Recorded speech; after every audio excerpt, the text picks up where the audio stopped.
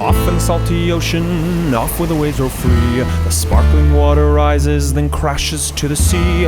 Out amongst the breakers, you'll have no need to fear. It's true, it's the blue frontier. Welcome to the latest episode of Rising Tide, the Ocean Podcast. This is David Helvarg, and my co-host is Vicki Nichols Goldstein. Hi, Vicki. It is a pleasure to be here. And it's been 5 years and one of two kids since we last had Philippe and Ashlan Cousteau on the show. Philippe's the third generation of the legendary Cousteau family and a founder of the youth group Earth Echo International. Ashlan's a former entertainment journalist who now reports on the doings of sea stars and influencers of climate and weather. They've had a stellar run to date, producing documentaries for the Discovery Channel, CNN, and others, writing books like Oceans for Dummies, and now they're deeply involved with efforts to protect Antarctic waters and provide a better, healthier alternative to krill oil. So, Ashlan, Philippe, let's start with just what you've been up to recently and how it all relates to the deep, deep South. Well, we're so excited to be here. We missed you guys. I know. It's been too long, like you said. My goodness, 5 years, how it all flies by.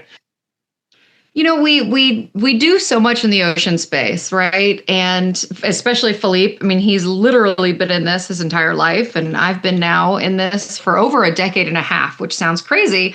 So it takes a lot for us to find out something new. But we found out something new that, quite frankly, really shook us to the core. Yeah. And so Philippe and I are both on the board of an organization called Antarctica 2030. And we are trying to protect the Southern Ocean by establishing 3 new marine protected areas down around Antarctica. And really, when we got on the board, we said, well, why? What's the holdup? What's the big holdup? And through a very long and convoluted, technically, way, all of the countries that are signed on to the Antarctica Treaty, they have to be in unanimous agreement to make any changes for the land and for the ocean around Antarctica. And we said, okay, well, what's the holdup? Why are we not getting these 3 marine protected areas across the line? Because if we get these 3 marine protected areas established, it would be up to 1% to 3% of our entire ocean protected. And not only any ocean, right? The ocean in the Southern Ocean. And a lot of people don't realize that the Southern Ocean is arguably the most important part of the ocean surrounding Antarctica. These 3 marine protected areas would be, like national parks in the ocean, totally protected from fishing, etc. And they're around the Antarctic Peninsula, the Weddell Sea, and East Antarctic. And in particular, the Southern Ocean is a critical part of the ocean for one very extraordinary reason / creature. So, krill. Krill are a small crustacean, not so small. They're about the size of our thumb, a human thumb. And they are the keystone species, not just for the Southern Ocean, but really for our entire global ocean. When you think of any animal that lives in the Southern Ocean, or really even on Antarctica, every single one of them either directly eats krill or eats something that eats krill. Some people call them the superheroes of the ocean. Yeah, and they are incredible. You think of whales, we think of penguins, we think of, all of the creatures really that you think of when you think of Antarctica. And some whales, 90% of their diet is krill. So when we say these species rely on it, we really mean it's life or death. So when you say these MPAs, these marine protected areas, would there be very specific prohibitions against krill harvesting? Yes. Really, they would be proper MPAs, no takes. So there would be no fishing.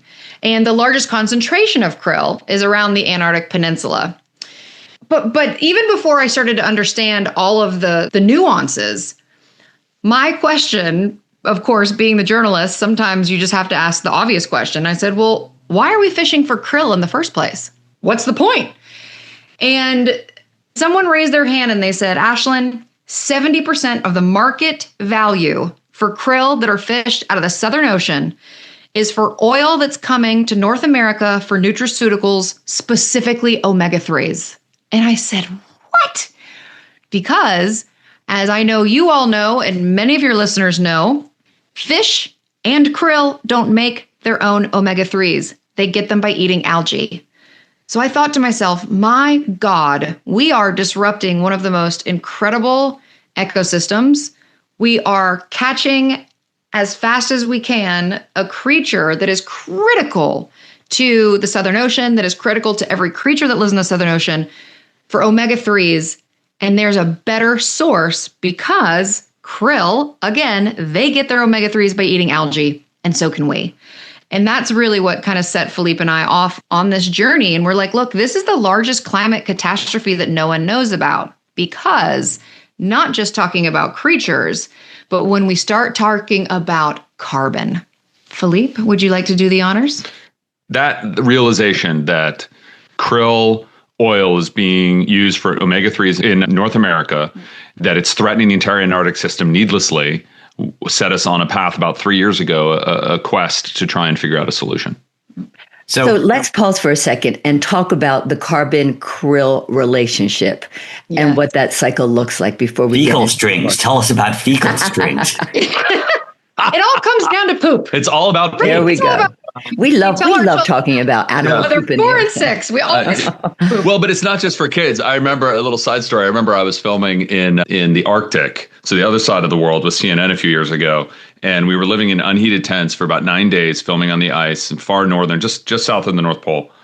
It was March. It was very, very cold. It was minus 40 at least, and we did a live Q&A with people. And we thought people would be like, oh, tell us about the science and what's happening and how the filming works and what is it like living in minus 40 and da da da da da.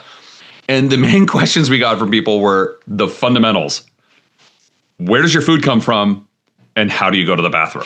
So that is like still, even for adults, like continues, even not just 4 and 6-year-olds. It's people always want to know that stuff. So okay, so how do krill poop? Okay. Yeah, so they move a lot. They do. Thank goodness. And we all owe krill a big debt of gratitude. Yeah. I like to tell the story that, krill are a critical carbon sink, right? So krill eat phytoplankton. Phytoplankton photosynthesize. They absorb carbon dioxide out of the atmosphere like plants and emit oxygen. In fact, they emit more than 50% of the world's oxygen comes from phytoplankton floating on the surface of the ocean. So that's the primary food source for krill. Not the only food source, but the primary food source. And by eating that phytoplankton, krill take that carbon dioxide into their system. And then, krill migrate every day. During the night, they come up to the surface. And during the day, they tend to descend into the deeper ocean. And when they poop, all of that carbon-rich material sinks down into the deep ocean and is sequestered in the deep ocean for millennia into this massive global ocean carbon cycle. And just by doing that, krill sequester 20 million tons of carbon a year directly just by eating phytoplankton and pooping it out. That's astounding. Enormous amount of carbon. Yeah, that's incredible. Enormous amount of carbon. And I always like to tell people being a historian, as David knows, I studied history at university, and a lot of people think that the disruption of the global carbon cycle started during the Industrial Revolution, when in fact it started a couple hundred years earlier with whaling. Whales sequester somewhere in the neighborhood of the carbon equivalent of about 1,200 trees in their tissue. And when they die, they sink to the bottom because they're negatively buoyant. And all of that carbon, again, sits down in the deep ocean, creating actual ecosystems. Indeed. And so through studies of coral coring and mud layers and ice layers, etc., in the ocean, people for a long time were curious to find out what was the consequences of whaling from a carbon perspective. And what scientists discovered is that when whale populations began to decline precipitously, the krill population declined and the phytoplankton population declined. And the reason for that is pretty straightforward. When whales eat krill, whale poop is full of iron. Now, the ocean is traditionally iron poor, but phytoplankton needs iron to thrive. And so whale poop seeds the ocean for phytoplankton growth and for phytoplanktons to thrive. And then with more phytoplankton, there's more food for krill, which in turn provides more food for whales and creates this circle, more poop. And so when we began removing millions of whales from the ocean, not only did we render them down into oil that we put into lamps and burned, putting all of that carbon up into the atmosphere, we disrupted this basic carbon cycle that began to see phytoplankton and krill populations crash along with whale populations, disrupting the global carbon cycle hundreds of years before the Industrial Revolution. And there's so much life. You've been down there. There's so much life, all dependent on krill. So how do we protect that complexity of life, those mean, filthy penguins and those whales and those seals? This is one of those instances where humans are just stuck in inertia, and we're literally doing something that's just dumb. But I think that's also the good news, right? Because, so many of the big problems that we face are huge and complex. And there's nothing we can do about it. And consumers, your listeners are like, well, what am I going to do about NSF funding for Antarctica, right? I mean, yes, we need to vote, obviously, in the midterms, et cetera. But what can I do right now? And the good news about this krill crisis is there's actually something we can do. Before we get to the solutions or potential, I also want to go back and discuss not only are we harvesting krill for omegas, but we are also harvesting krill for the aquaculture facility to make the salmon pink and also for animal feed. So I want to get a real full understanding of what the uses of krill are. You're 100% right. When we look at the highest value of the byproduct of krill, it is that krill oil that gets sold because it's just more expensive. That goes for the omega-3s. And then let's look at this as a three-legged stool. The other two legs are going to aquaculture feed. So it's going to feed farmed fish because krill eat astaxanthin, which is an incredible antioxidant, which also comes from algae.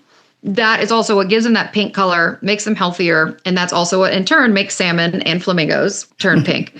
We're fishing krill out of one of the most fragile and important ecosystems on the planet to feed our farmed fish. That doesn't really make any sense. And then the other third piece of the stool is for pet food, because we all love our pets as like our family because they are family. And we want them to be healthy. And to keep people and your pets healthy, omega-3s are so important. The cheapest way to get omega-3s is to use the what's left over from cold pressing the krill and putting that into dog and cat food. So people don't know those, farm salmon is like one of the dumbest thing when we have wild salmon. It's healthy and nutritious. The farm salmon are so crowded that their diet is such that their flesh is gray. Yep. And so they have these Samo fans where you can choose what color pink you want to artificially feed them krill and other coloring agents. I was about to say, and some of the really bad farm fish is actually just dyed using red food coloring, which is really bad and hopefully will not be used in the future. But yes, then the other way to do it is to feed them krill. And again, you're like, what are we doing? What are we doing? Well, and it's often krill that is, once you press out the high value oil, you use what's left over to feed the salmon. The oil is 70% of the market value, and that drives the economics of sending these huge ships down to Antarctica. And to circle back to who's obstructing these MPAs, it's China, it's Russia, and secretly, shocker, it's Norway. Now, everybody thinks of Norway as this great champion of progressive, Scandinavian. When it comes to ocean, Norway is not our friend. And Norway by far is the biggest krill fisher in the world and the biggest salmon farmers and also huge oil and gas. But we could spend a lot of time unpacking how terrible Norway is for the ocean. So when they vote for these MPAs, it's China and Russia predominantly, but egged on by Norway because they don't want to publicly be seen as a villain, but quietly. And so we realize it's follow the money. What's incentivizing these countries to stop this critical action from happening? It's money. It's for nutraceuticals, pet food, and salmon feed. And it's really crazy that August of 2025, the krill fishing season was shortened. But the scary thing is they took out 620,000 tons of krill, and then that's the quota. So then the worry is, well, first of all, I want to go back and figure out how much that is, but we'll talk about that in a second. But with those pressures, do you think that those quotas may increase annually? So maybe it's going to be 720 in the following years. But how much is that? Do you know how to envision? I don't. So football fields and football fields. I mean, if you go online and just Google krill fishing in Antarctica, you will see these massive, massive nets pulling up tons and tons and tons of krill and also other creatures that get caught in their nets. Only reported because Sea Shepherd was down there and got photos of it. A quick shout out to Sea Shepherd. They're the only ones on the ground in Antarctica doing this work. Yeah. Sea It's Shepherd, really amazing right? It's what they're doing. Documenting this decimation of. Yeah. So even though these companies are required to report, they don't, obviously. And it's not unless they get caught and filmed by like a Sea Shepherd that they go, oh yeah. We caught a whale. Oops. And what about all the whales that we don't see them catching? Because these industrial, the David Attenborough's Oceans doc that just came out a few months ago has a whole segment about this. And if you haven't seen it, please watch that. It is so powerful and extraordinary, the whole doc. And there's a segment all about krill fishing in Antarctica that will just tear your heart out. Well, and because Camelar didn't agree on a solution this year, they reverted back to their old ways of, the old catching. I want to pause so we can talk about what CAMLR is, the Commission for the Conservation of Antarctic Marine Living Resources. What is Rising Tide?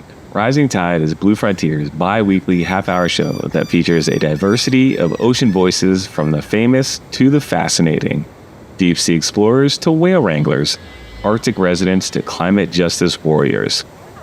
With public broadcasting under attack, Blue Frontier offers Rising Tide and all associated content for free to community and public radio stations across the nation. We need your support to keep producing our salty, in-depth conversations. A tax-deductible donation at bluefront.org will help us keep getting the word out about our awesome blue planet. And now, back to the show. Why is CAMLR important? So CAMLR is the governing body of Antarctica and of the Southern Ocean.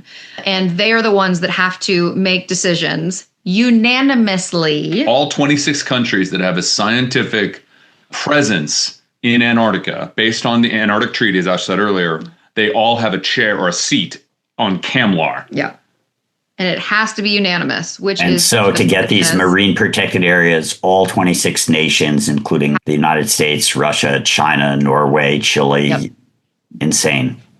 And what was so interesting, sad, but interesting, when they reverted back to the old catch, this was the first time ever that we actually reached the catch. It was the first time that they've ever shut down the krill fishery early because the catch was reached. And what is terrifying is normally the catch has to be spread out around different districts, but since they reverted back, they were able to fish wherever they want. So the fishing boats went to the place where it was the most crowded, and they just sucked up as much as they possibly could, and they hit it in August. And what nations are most of these big commercial vessels coming from? Norway and China. There are a few Russia's small still ones. at it. Yeah, Russia's still at it, I think, and they want to expand their fleet. And there are some other countries that have just one boat down there. And these fishing boats, they actually can catch and process the krill 24/7 on the boat, and then they're actually able to offload the oil, and it goes directly to Houston. A lot of it goes directly to Houston, Texas, where it's put into pills. The ships stay down there. It's crazy and operate 24/7.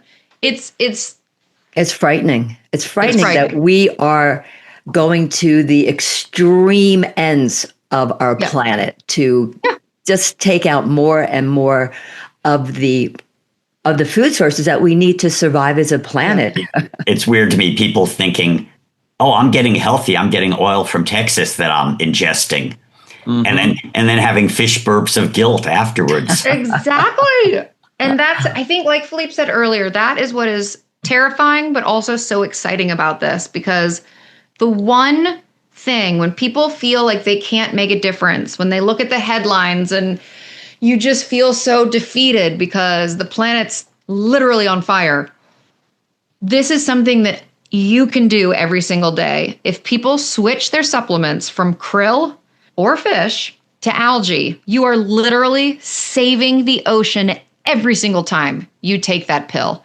And here's what's really cool, right? So we've all heard about palm oil. I always use this as an example. Palm oil, huge problem, massive deforestation from growing palm oil trees. And palm oil is an extraordinary oil. It's a very programmable oil. In other words, you can program the melt point, i.e. melt in your mouth, not in your hands, right? So you can say melt at 99 degrees, not 97 degrees, etc. That's why palm oil is so useful. And there's not a better solution to palm oil. And so we try to do sustainable palm oil, and groups, try and fight deforestation, etc. When it comes to omega-3s, algae-based omega-3s are not only better for the environment, they're actually better product for our health too. It's really a question of, that's not always the case, right? People think, oh, when I go eco, I have to sacrifice something. There's this old idea, right, about that.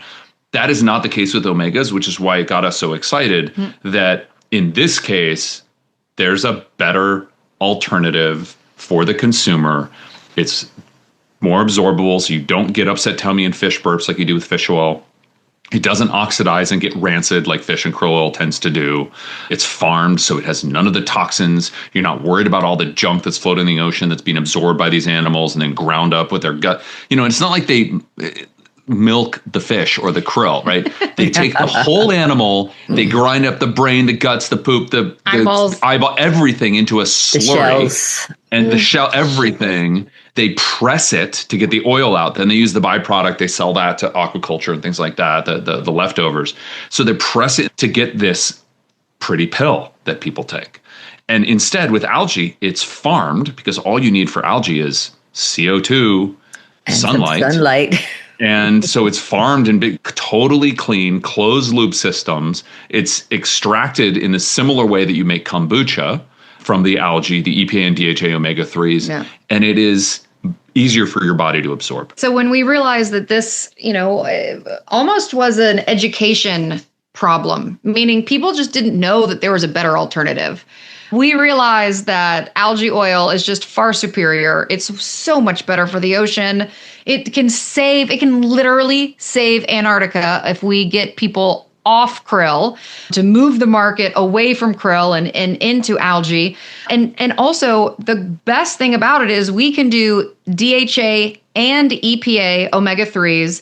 And then what makes krill oil technically more superior to fish oil is because there is astaxanthin in it, because krill, again, eat the algae. Well, guess what? We can just put that algae in the pills too. So what we did, SeaVoir, it is a direct replacement for krill oil, DHA, EPA, and no fish burps. I mean, honestly, that is really the worst part of fish oil. and that was it. We wanted to we realized we wanted to create a solution instead of just talking about it. And I call it a supply and demand piece, right? So a lot of nonprofits and NGOs are doing a lot of work to try and change the policy and try and change the supply quotient.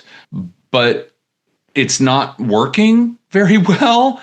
And so we need to also fight this battle with all our tools at our arsenal. And so we said, let's start working on the demand side of the equation, and let's build a brand around SeaVoir that is zero plastic packaging.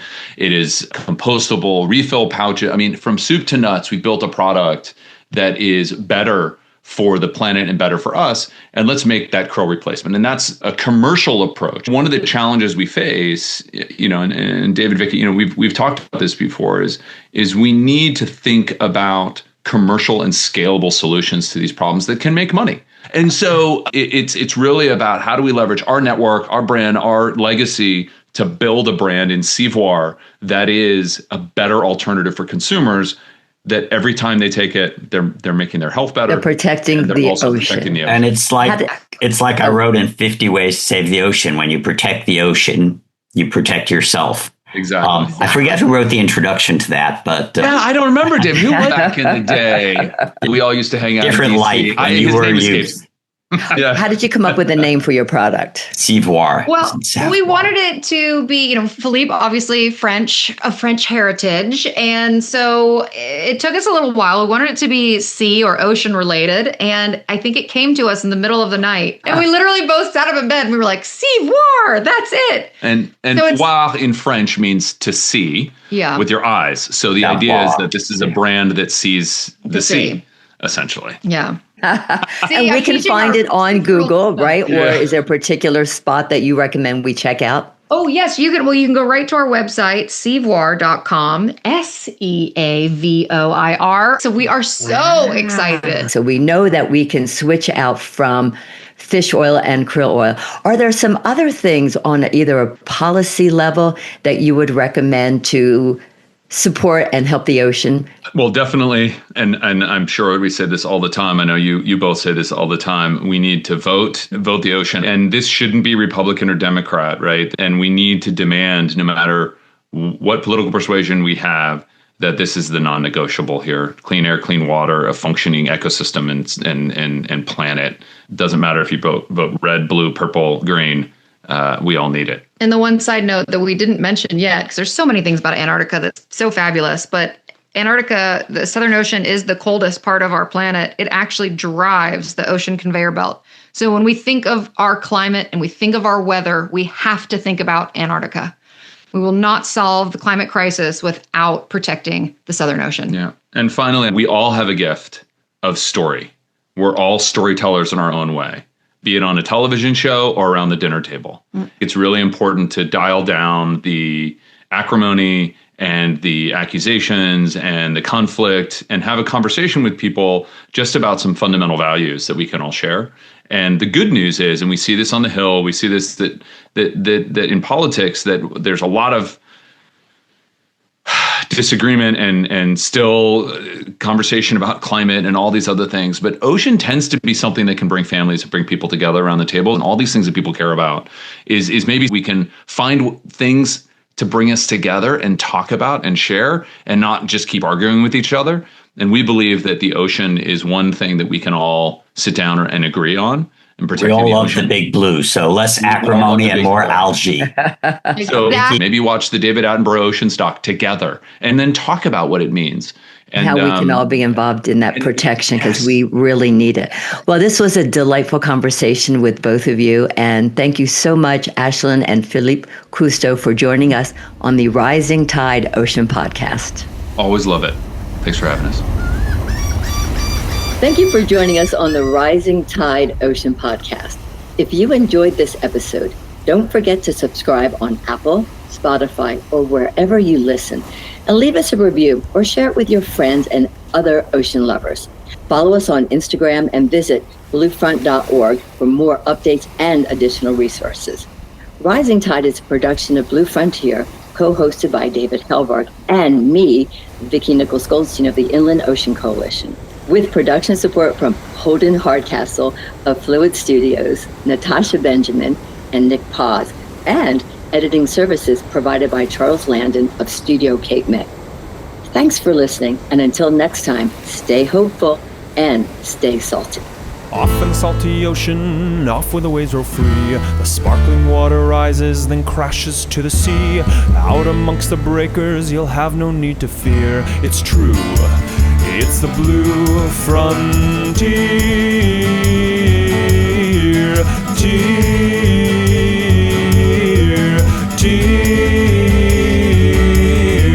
Off in the salty ocean, off to the blue frontier. Sparky, come here, buddy. Sparky. There you are. Good boy, Sparky.